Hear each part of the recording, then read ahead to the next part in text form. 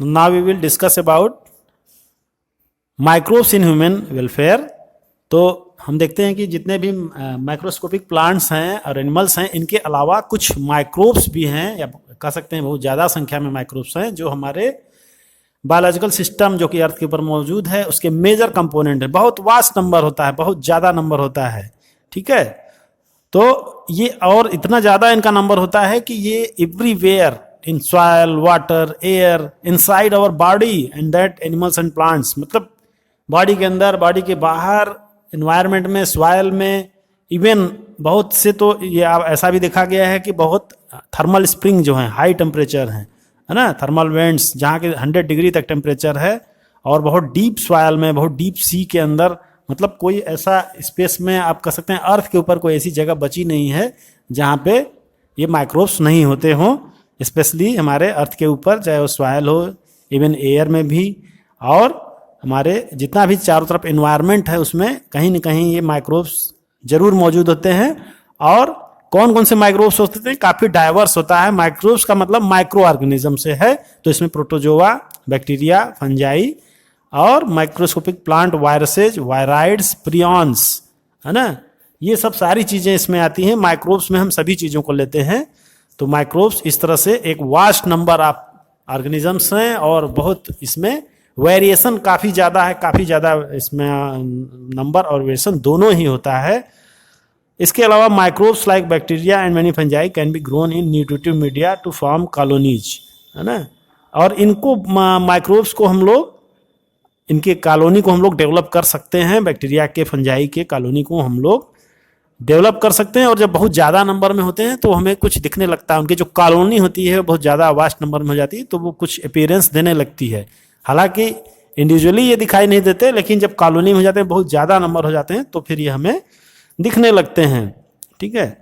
तो इसी चीज़ को हम लोग कल्चर कहते हैं, मतलब किसी चीज़ को ग्रो कराना। आर्टिफिशियल मीडियम में जब किसी चीज़ को ग्रो कराया जाता है तब उसको हम लोग कल्चर बोलते हैं।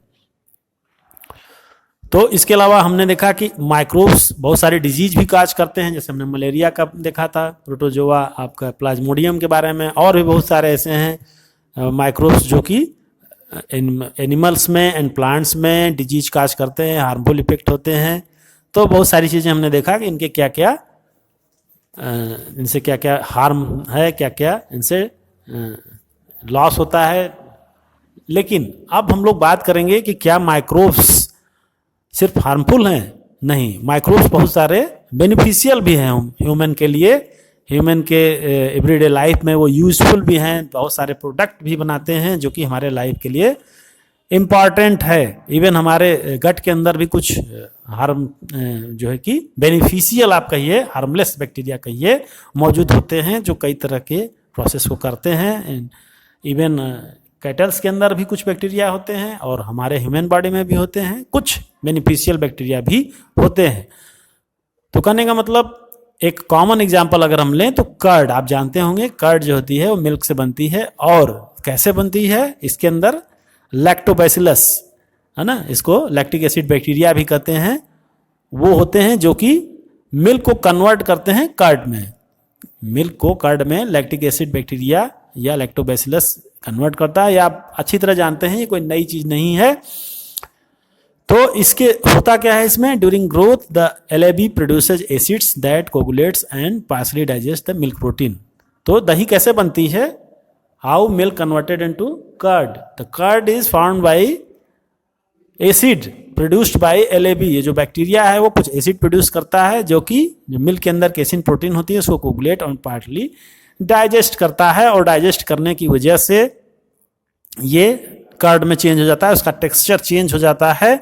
इसके लिए करते क्या है हम लोग थोड़ा सा कर्ड लेते हैं और उसको मिल्क के अंदर एज ए इनोकुलम डाल देते हैं, ठीक है। तो हम ये कह सकते हैं कि मिल्क एक कल्चर मीडियम हो गया और उसमें आपने जो कर्ड का थोड़ा सा इनोकुलम डाला, थोड़ा सा सैंपल डाला, उसमें वो इनोकुलम हो गया। वो एक तरह से आपका कल्चर मीडियम में आपने एक थोड़ा सा कॉलोनी डाल दिया बैक्टीरिया का, और वो कॉलोनी धीरे धीरे पूरे उस कल्चर मीडियम में स्प्रेड हो जाती है। तो इस तरह से milk as a culture medium and curd sample as a inoculum, or ये कह सकते हैं हम इसे वो कॉलोनी है जो थोड़ा सा हमने उसमें डाल दिया, और वो धीरे धीरे पूरे मिल्क को चेंज कर देता है कर्ड में, क्योंकि उनमें मल्टीप्लिकेशन होता है, और इस तरह से milk changes into the curd. अब इसका फायदा क्या है, बेनिफिट क्या है, कि इसमें जो होता है improve it nutritional quality by increasing vitamin B12। तो कर्ड के अंदर विटामिन B12 जनरेट होता है, किसकी वजह से, लैक्टिक एसिड बैक्टीरिया या लैक्टोबैसिलस की वजह से। तो इस तरह से ये हमारे गट के अंदर एक बेनिफिशियल रोल प्ले करता है, क्योंकि आप जानते हैं विटामिन B12 का हमारे बॉडी में बहुत इंपॉर्टेंट रोल होता है, और वो हीमोग्लोबिन के फॉर्मेशन में भी इसका रोल है, इसलिए ये बहुत ही बेनिफिशियल चीज़ है। अगर हम कर्ड का रेगुलर यूज करें तो हमारे बॉडी के लिए बहुत बेनिफिशियल है। बहुत लोग आप सुने हुए कहते हैं कि दही थोड़ा सा खाना चाहिए, तो कुछ एक खास रोगियों को छोड़ के बाकी सबको दही का सेवन जरूर करना चाहिए, क्योंकि वो हमारे बॉडी के लिए बहुत ही बेनिफिशियल है। अब हम लोग और इसमें बैक्टीरिया का रोल देखते हैं। एक तो ये हमने देखा कि कर्ड के लिए, दूसरा और क्या है, इसका जो कैरेक्टर है द डफ, है ना, डफिंग काज करता है, रफनेस टाइप का काज करता है, जैसे कि खमीर उठाना या फुलाना आप कहते हैं ना उसको। तो जैसे डोसा बनाते हैं या इडली बनाते हैं तो फर्मेंटेशन होती है उसमें, तो फर्मेंटेशन होने से क्या होता है, पफी अपीयरेंस आता है। तो डफ का मतलब होता है गुथा हुआ आटा, है ना, गुथा हुआ या कोई चीज़ गुथी हुई इसको डफ कहते हैं। और उसमें क्या करते हैं, फिर इस बैक्टीरिया को डालते हैं तो उससे क्या होता है, पफनेस आ जाती है। अब आती क्यों है पफनेस, ये आप पढ़े होंगे कि जब उसमें कोई भी डाला जाता है, बैक्टीरिया का सैंपल डाला जाता है, इनोकुलम डाला जाता है, तो बैक्टीरिया के अंदर क्या होता है, रेस्पायरेशन होता है। जब रेस्पायरेशन होगा तो CO2 बनेगी, है ना, CO2 प्रोड्यूस होगी, और वो CO2 रिलीज होगी। जब रिलीज होगी तो अपना कुछ गैस है तो पैसेज बनाएगी। अगर डीप में है बैक्टीरिया और उसके अंदर रेस्पायरेशन हो रहा है तो CO2 रिलीज होगी। जब रिलीज होगी तो क्या होगा, वो कहीं न कहीं से निकलेगा बाहर। जब निकलेगा तो एक रूट बना देगा, जब रूट बनाएगा तो उसी की वजह से पफनेस हो जाती है। तो डफ के अंदर या गुथे हुए आटे के अंदर या गुथे हुए कोई भी सब्सटेंस के अंदर जो पफनेस आती है वो इसी CO2 रिलीज की वजह से आती है ना। एरेटेड हो जाता है पूरा आपका जो मटेरियल है, वो एरेटेड हो जाता है, क्योंकि जगह जगह से कार्बन डाइऑक्साइड उसमें से रिलीज होती है, तो एक पफी अपीयरेंस मिलता है ना। तो ये चीज़ होती है फर्मेंटेशन की वजह से। और फर्मेंटेशन आप जानते हैं एनाएरोबिक रेस्पिरेशन या फर्मेंटेशन के बारे में आप पढ़ चुके हैं, उसमें CO2 प्रोड्यूस होती है, ये भी आप जान चुके हैं। तो यही जो प्रोसीजर है फर्मेंटेशन का, ये कई चीज़ों में यूज किया जाता है।